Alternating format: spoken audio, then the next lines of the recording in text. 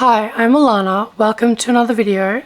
In today's video, we are doing a get ready with me for church. You know, I've been thinking lately about fame and how destructive it is. Like how seemingly everyone who gets famous is kind of destroyed by it.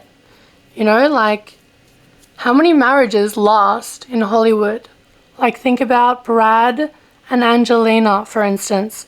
They both had enormous fame. And success.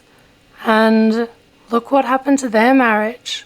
So if you don't already know, Brad and Angelina's marriage ended when they were on a plane. They were on a private plane and there was an altercation between Brad and one of their children. And that was when Angelina decided to get a divorce. And since then, Brad Pitt's children have come out saying that he's like a really bad dad. He's like a deadbeat, terrible dad. And so you wonder if like fame doesn't kind of create this darkness in people, like this insatiable appetite for something that can never be satiated. You know what I mean? H-O-T-T-O-G-O. Yeah, you start to wonder if fame doesn't create this kind of insatiable appetite for something that cannot be fulfilled. And then like also take Johnny Depp, for instance, and Amber Heard and their disastrous marriage. How long did they last? Like 13 months or something, I think that marriage lasted. And like if you are not across the Johnny Depp and Amber Heard trial, if you were not watching that and you're not across their marriage, it was dark. It was very dark. Like he used to howl at the moon like a werewolf.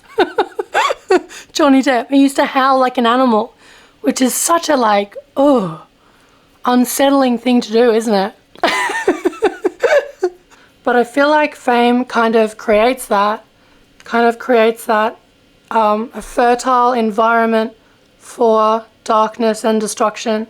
Because I feel like with fame, you get this like incredible, like you must get this incredible high from the applause, like from having people clap for you and cheer for you and like having people go crazy over you. It must create this like sense of entitlement where you're like, I need more applause and more applause. And then nothing is ever enough. So you have to howl at the moon like a werewolf. And then like think of Matthew Perry, for example. He had all the fame in the world and he died of an overdose in a hot tub alone, which is so like sad and dark, but also makes sense, doesn't it? Because like if you get that famous, then how are you ever going to beat that high? Because then you would get used to being famous. Because if you get that famous, then like the novelty wears off in time, and so you would become used to being that famous. And like imagine being Adam Sandler, for instance. I bet he doesn't get any high from like the fame anymore. Really, he's probably just so used to it. And then after you get used to it, you get sick of it. And then you get like mad and resentful that people are always asking for your autograph and wanting to like talk to you in the street. I feel like Matthew Perry, for example, is a prime example of how fame is not in itself ultimately fulfilling. Because like I guess he died just chasing that high of like the applause and like the massive fame. It would be hard to stay grounded and graceful. H-O-T-T-O-G-O. I feel like fame creates a huge void in people. Like it creates an appetite for approval and recognition that cannot be satiated by any amount of applause.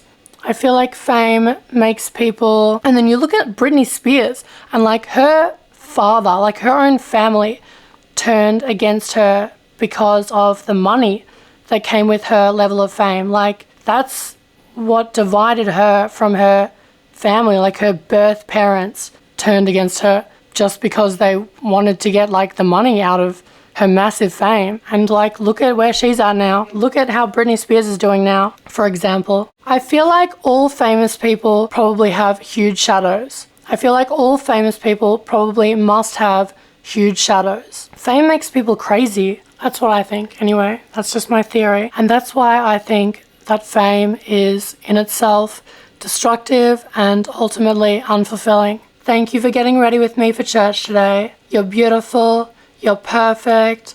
I love you. God bless you. If you're new, don't forget to like and subscribe to my channel.